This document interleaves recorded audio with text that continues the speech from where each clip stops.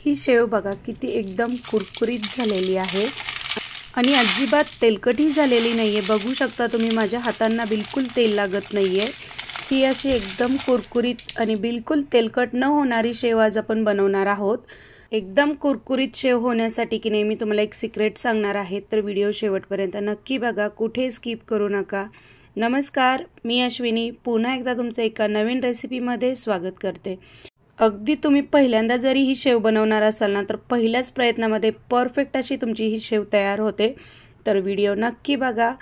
तर शेव बनवण्यासाठी इथे बघा मी बेसन पीठ घेतलेलं आहे अर्धा किलो वजनी प्रमाण बरोबर। तुम्ही तुमच्या गरजेनुसार कमी जास्त घेऊ शकता, पण घेताना की नाही अर्धा किलोचं माप घ्या किंवा मग 1 किलोचं माप घ्या। हे जे बेसन पीठ आहे ना, मी डाळ दळून आणलेलं बेसन पीठ आहे, याला की नाही आता मी चाळून घेणार आहे।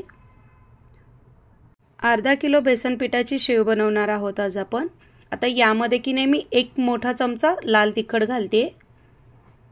तिखट तुम्ही तुमच्या गरजेनुसार कमी जास्त घाला। पाव चमचा हळद आणि 1 चमचा की नाही मीठ घातलेला आहे। त्यानंतर की नाही इथे मी तेल वापरलेलं आहे 3 चमचे। इथे आपण कुठलेही तेल गरम करून घातलेलं नाहीये, साधं आपलं जे कुकिंगचं ऑइल असतं ना, ते 3 चमचे मी वापरते। इथे बघा जे आपण पोहे खातो ना, त्या चमच्याचा वापर केलेला आहे।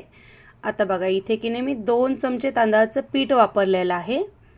यानी की नाही आपली शेव खूप छान एकदम कुरकुरीत तयार होते। खूप जास्त नाही घालायचं, 2च चमचे घातलेला आहे। आता हे सर्व मिक्स करून घ्यायचं आहे। आता इथे 10 ते 12 पाकळ्या लसणाच्या घेतलेल्या आहेत, 1 चमचा ओवा आणि 1 चमचा जिरे घेतलेला आहे। आधी आपल्याला हे मिक्सरला थोडंसं बारीक करून घ्यायचं आहे। इथे बघा मी हे बारीक करून घेतलेलं आहे। आता की नाही यामध्ये की नाही पाणी घालणार आहे आणि पुन्हा एकदा की नाही याची आपल्याला पेस्ट बनवून घ्यायची आहे। तर बघा इथे छान अशी ही पेस्ट बनवून घेतलेली आहे मी। जिरे, ओवा आणि लसूण आपल्याला एकदम बारीक पेस्ट करूनच घालायचं आहे, नाहीतर ज्यावेळेस आपण शेव बनवतो ना, सोऱ्यातून शेव पडत नाही। आपण बारीक शेव बनवतो ती बरोबर त्या होलमध्ये अडकतं आपलं जिरे, ओवा किंवा लसूण, त्यामुळे एकदम बारीक पेस्ट करून गाळूनच घ्यायचं आहे आपल्याला। बघा इथं थोडंसं पाणी घातलेलं आहे आणि छान असं हे गाळून घेते मी। शेवला की नाही याचा खूप छान फ्लेवर येतो आणि टेस्ट तर खूप मस्त लागते।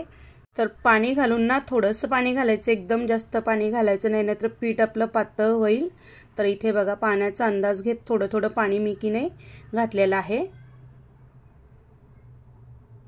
आता बघा हे की नाही आपण पीठ मळून घेणार आहोत। खूप जास्त घट्टही मळायचं नाहीये आपल्याला, खूप जास्त पातळही पीठ मळायचं नाहीये।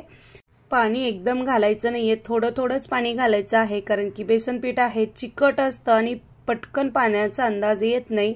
तर बघा अशा पद्धतीने थोडं थोडं पाणी घालून की नाही आपल्याला हे असं पीठ भिजवून घ्यायचं आहे। खूप जास्त घट्टही नाही मळायचंय आणि खूप जास्त पातळही नाही।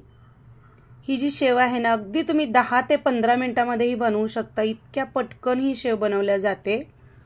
मी दाखवल्याप्रमाणे की नाही एकाच दिशेने आपल्याला हे बेसन पीठ फिरवून घ्यायचं आहे भिजवून, जेणेकरून यामध्ये हवा छान भरल्या जाते आणि जे पीठ भिजवलेलं आहे ना आपलं बेसन पीठ, ते एकदम हलकं फुलकं तयार होतं। तर बघा अशा पद्धतीचं आपल्याला हे पीठ हवंय। आता की नाही मी लगेच शेव बनवायला घेते। पीठ आपल्याला काही भिजत ठेवायची वगैरे गरज नाहीये। इथे बघा सोऱ्या घेतलेला आहे, यात की नाही मी मीडियम साईजची शेव बनवणार आहे। आता खूप जास्त मोठी नाही आणि खूप जास्त बारीकी नाही। तर बघा इथे की नाही मला की नाही ही शेव जी आहे ना चिवड्यामध्ये घालण्यासाठी हवी आहे, त्यामुळे थोडीशी मोठी शेव बनवते बघा। तर थोडंसं तेल लावून घ्यायचं आहे आधी सोऱ्याला, जेणेकरून जे आपलं पीठ आहे ना ते सोऱ्याला चिपकणार नाही। आता इथे की नाही स्पॅच्युलाच्या साहाय्याने की नाही मी सोऱ्यामध्ये पीठ भरून घेते। पीठ भरताना की नाही व्यवस्थित भरायचं आहे, पूर्ण म्हणजे मध्ये कुठेही जागा सोडायची नाही, एकसारखं दाबून पीठ भरून घ्यायचंय बघा। व्यवस्थित सगळीकडे आपल्याला हे पीठ भरून घ्यायचं आहे। बघा अशा पद्धतीने पीठ भरायचं आहे, तुम्ही चमच्याने भरू शकता। आपल्या चॅनलवरती की नाही मी दिवाळीच्या फराळाच्या रेसिपी दाखवलेल्या आहेत, त्याची सगळ्यांची लिंक मी डिस्क्रिप्शन बॉक्समध्ये देते। जर तुम्हाला बघायचे असतील तर तुम्ही नक्की बघा, खूप साध्या आणि सोप्या रेसिपी दाखवलेल्या आहेत। आता लगेच शेव बनवायला घेऊयात। तेल मी आधीच कढईमध्ये गरम करायला ठेवलेलं होतं। गॅस बारीक करायचा आहे सर्वात आधी, फुल गॅस करायचा नाही, नाहीतर काय होतं तेलाची जी वाफ तयार होते ना ती आपल्या हातांना खूप भाजते। तर इथे बघा मी दाखवल्या पद्धतीने की नाही आपल्याला बाहेरून शेव सोडायला सुरुवात करायची आहे आणि आतमध्ये स्टॉप करायचं आहे। बघा मी कसं दाखवलं होतं तुम्हाला। गॅस मीडियम केलेला आहे आता आणि जोपर्यंत खालची बाजू थोडीशी कडक होत नाही ना तोपर्यंत शेव आपल्याला पलटवायची नाहीये। आता खालची बाजू जराशी कडक झालेली आहे। आता की नाही झाऱ्याच्या आणि चमच्याच्या साहाय्याने की नाही मी शेव पलटून घेते। शेव तळण्यासाठी खूप जास्त वेळ लागत नाही, साधारण 1-2 मिनिटं लागतात। दिवाळीच्या फराळाच्या रेसिपीचे व्हिडिओ मी की नाही आपल्या चॅनलवरती अपलोड केलेले आहेत।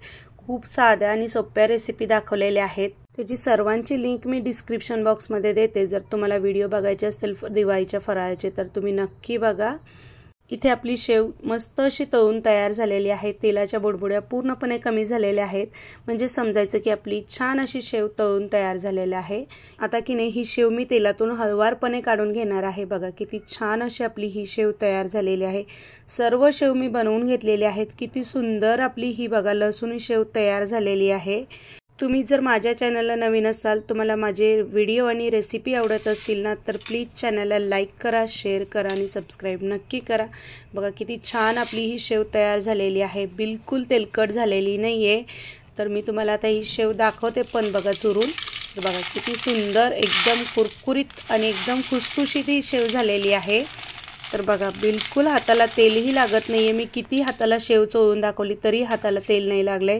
दिवाळी स्पेशल आपली लसूणी शेव तयार झालेली आहे। तुम्ही या दिवाळीला नक्की ही शेव बनवा। पूर्ण व्हिडिओ पाहिल्याबद्दल धन्यवाद।